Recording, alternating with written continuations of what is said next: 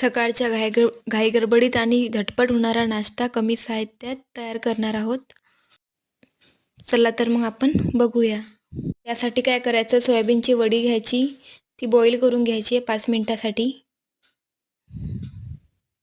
Boil झाल्यावर थंड करायसाठी ठेवायची आणि त्याच्यामधलं पाणी पिळून हाताच्या साहाय्यानं काढून घ्यायचं आहे. मध्ये तेल टाकायचं आहे, त्याच्यामध्ये जिरं टाकायचं आहे, हिरवी मिरची,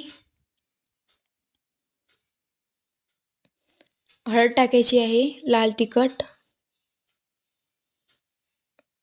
आणि थोडंसं पाणी टाकायचं आहे. पाण्याला छान उकळी आले की चवीनुसार मीठ टाकायचं आहे. वरून मॅगी मसाला पण टाकायचा आहे. सर्व साहित्य एकत्र करून पाण्याला उकळी आले की पिळून घेतलेले थंड झालेले सोयाबीन वडी टाकून घ्यायची आहे. सोयाबीन वडी छान मिक्स करून घ्यायची आहे.